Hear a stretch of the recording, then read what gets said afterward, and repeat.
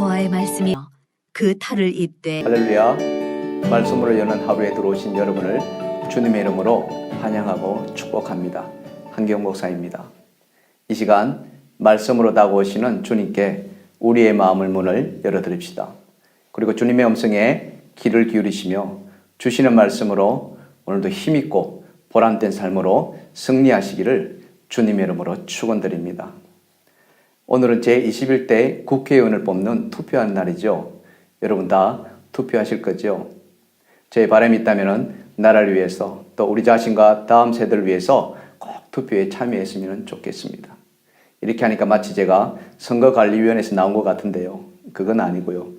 오늘 본문의 말씀이 정치와 매우 밀접한 관련이 있기 때문에 그렇습니다. 본문의 내용을 잠시 요약하면 하나님이 왕을 세워서 그 왕에게 이스라엘을 맡겼습니다. 그런데 그 왕들이 너무 엉망으로 나라를 다스렸다는 겁니다. 그러니 죽어나는 것은 누구이겠습니까? 백성들 아니겠습니까? 힘없는 백성들만 굶주려야 했고 헐벗어야 했고 침략에 시달려야 했던 것입니다. 한마디로 백성들은 죽을 지경이었다는 거예요. 이걸 지켜본 하나님이 더 이상 그 왕을 내버려 두지를 않았던 겁니다. 개입하지 않을 수가 없었던 것이죠. 악한 왕을 징계하고 심판해야 했습니다. 그리고는 백성을 구해내신다는 그런 내용이 오늘 본문의 줄거리입니다. 그래서 오늘 저는 이런 내용을 중심으로 본문에서 크게 세 가지를 살펴보려고 합니다. 첫 번째는 그러면 왕들이 도대체 무엇을 어떻게 했느냐 하는 것을 한번 살펴보려고 하고요.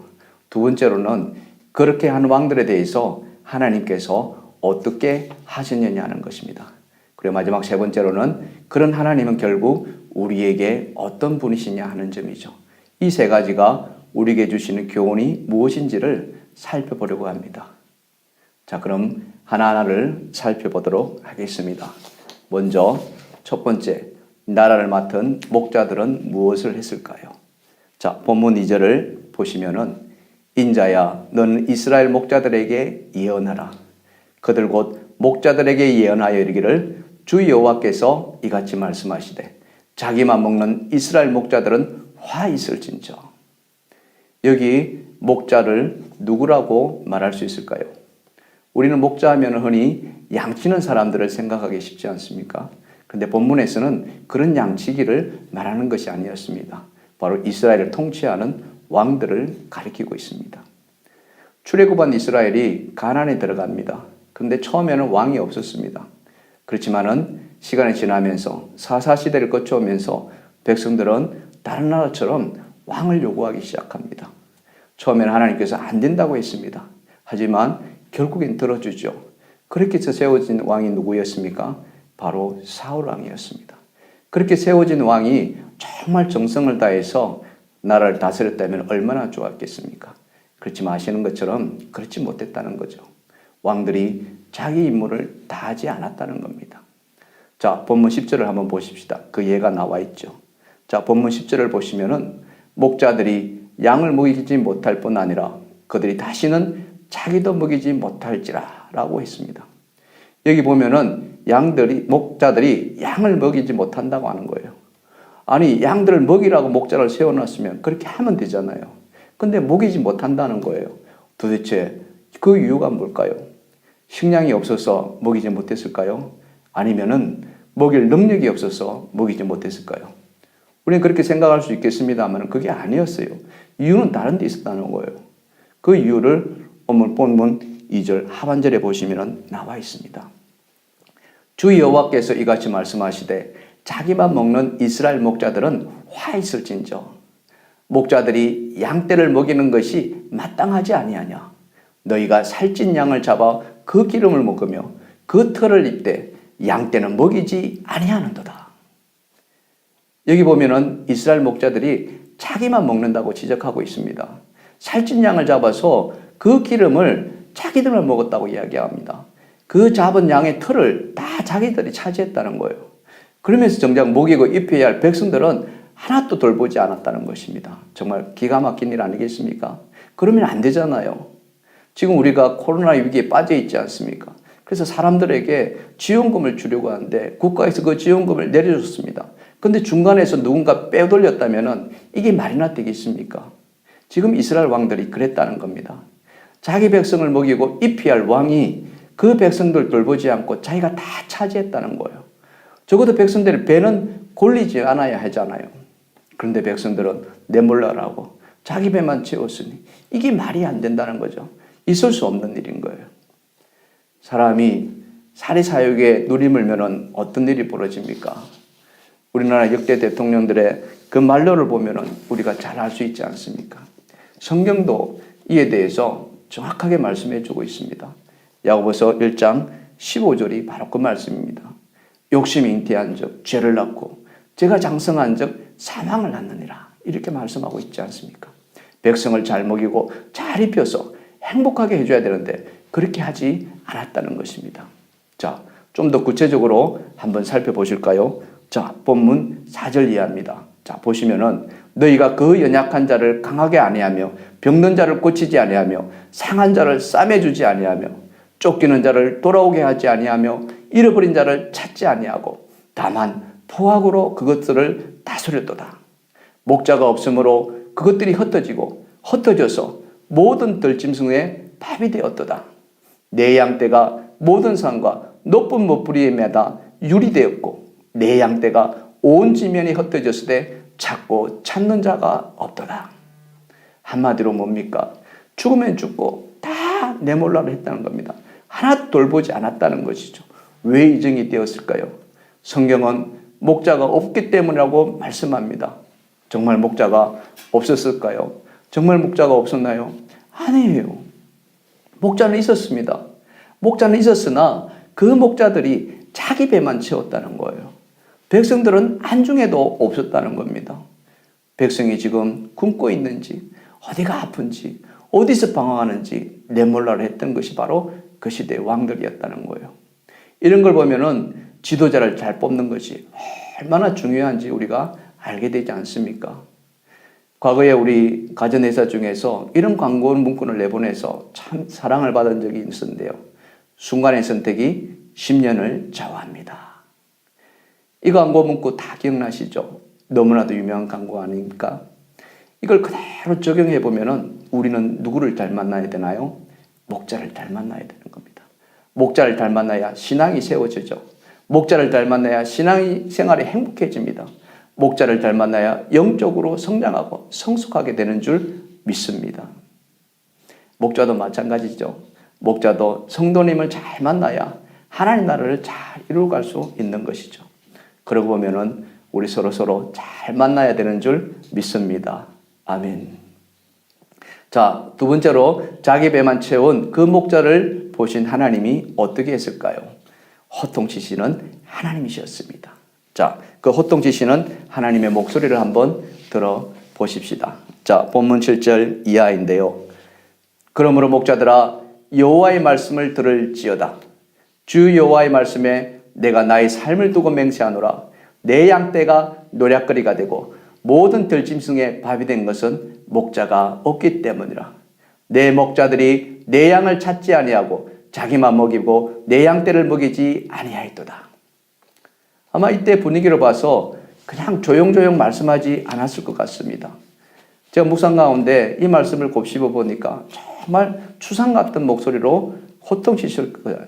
네 이놈들, 너희가 내 백성을 돌보지 않고 너희 배만 풀렸구나 라고 말이죠. 목자들에게 이스라엘을 나라를 맡긴 것이 마치 고양이에게 생선을 맡긴 꼴이 되어버린 셈이었습니다. 그러니 하나님이 목자를 어떻게 해요? 더 이상 믿을 수 있을까요? 맡길 수 있을까요? 그렇지 않았다는 겁니다. 그러면 어떻게 했을까요?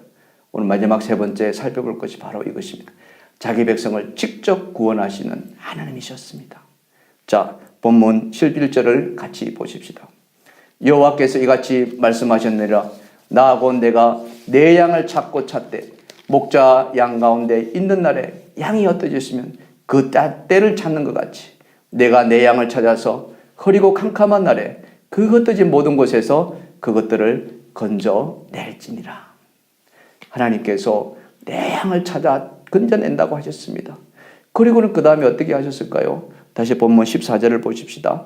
좋은 꼴을 먹이고 그 우리를 이스라엘 높은 산에 두리니 그것들이 그곳에 있는 좋은 우리에 누워 있으며 이스라엘 산에서 살찐 꼴을 먹으리라. 여기 한번 보세요. 하나님 마음이 어떠한지 우리가 잘 읽어낼 수 있지 않습니까? 자기 백성을 찾아내시죠. 건져내시죠. 그리고는 어떻게 하십니까? 좋은 꼴을 먹인다고 했습니다. 그리고는 어디다 둔다고 했습니까? 높은 산에 둔다고 했습니다. 이 모든 것이 무엇을 의미합니까? 우리 하나님께서는 자기 백성을 최고의 것으로 먹이신다는 거예요. 최고로 안전한 곳에서 보호하시겠다는 거예요. 이런 분이 바로 우리 하나님이시라는 겁니다. 여러분 너무 좋지 않으세요? 이런 하나님 너무 좋지 않으세요?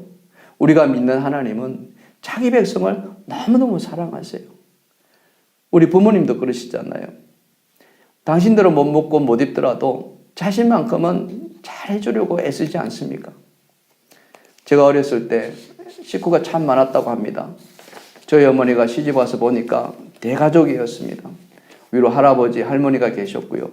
6.25 때 혼자 되신 고모와 그도 자식들이 함께 있었고요. 어머니가 낳은 자식들이 이 5손가락으로도 모자랄 정도로 많았습니다. 그 속에 저는 제일 끄트머리 막내였고요. 그러니 먹는 것이 날마다 전쟁이었습니다. 부엌 찬장에 뭘 넣어놓지를 못했다고 합니다. 넣어놓으면은 어느새 눈 깜짝할 사이 다 없어졌다는 거예요. 누가 먹었는지도 모릅니다. 그러니 늘 배고팠던 거죠. 그러니 어머니가 먹는 거에 포부가 져서 어떻게든지 돈을 사야겠다고 마음을 먹었대요. 그러면 정말 악착같이 돈을 모아서 돈을 샀습니다. 농사진 쌀로 밥을 먹는데 얼마나 좋았던지 김치 하나만으로도 꿀맛이었다고 합니다. 제 어릴 때 사진 보면요. 정말 빼빼했는데요. 배만 뽕 나왔답니다. 한 번 아버지께서 이런 말씀을 하셨습니다. 지금도 그 말씀을 잊을 수가 없는데요. 내가 가진 것은 별로 없지만은 밥만큼은 배불리 먹게 해줄게만. 지금도 그 말씀이 잊혀지지가 않습니다. 어찌 밥뿐이었겠습니까? 오늘 이 말씀을 들으시는 여러분 가운데 지금 삶이 힘겨운 분이 계십니까? 몸이 아프신 분이 계십니까? 가족 때문에 속상한 분이 계십니까? 우리 하나님 말이죠. 정말 자기 백성을 위하시는 하나님이십니다. 자기 백성을 너무너무 사랑하시는 하나님이십니다. 자기 백성을 정말 아끼시는 하나님이십니다. 사랑하시되 끝까지 사랑하신다고 예수님께서 말씀하지 않았습니까? 믿으시면 아멘 합시다. 사랑하는 여러분, 자기 백성을 사랑하시는 그 하나님을 한번 바라보시지 않으시겠습니까? 가장 좋은 것으로 먹이시고 입히시는 그 하나님을 한번 의지하지 않으시겠습니까? 시편 50편에 시편 기자는 이렇게 말씀합니다. 환난 날에 나를 부르라 내가 건지지라. 환난 날에 나를 부르라 내가 너를 건지리라. 사도 바울은 이렇게 말씀합니다. 고린도서 4장 18절인데요. 우리가 주목하는 것은 보이는 것이 아니요 보이지 않는 것이니 보이는 것은 잠깐이요 보이지 않는 것은 영원함이라. 여러분, 비록 보이지 않는 하나님이시지만 우리를 사랑하시는 그 하나님을 한번 바라보십시다. 우리를 건지시는 그 하나님을 의지하십시다. 이 환난 날에 반드시 우리를 건져주시리라 믿습니다. 오늘 이 말씀이 저와 여러분 모두에게 힘이 되기를 주님의 이름으로 축원드립니다. 이 말씀을 생각하시면서 잠시 묵상하는 시간을 한번 가져보시지 않으시겠습니까? 지금까지 나는 누구를 바라보며 무엇을 의지하며 살아왔는지를 한번 돌아보십시다. 사람을 바라보며 세상을 의지하며 살아오지 않았는지를 한번 돌아보십시다.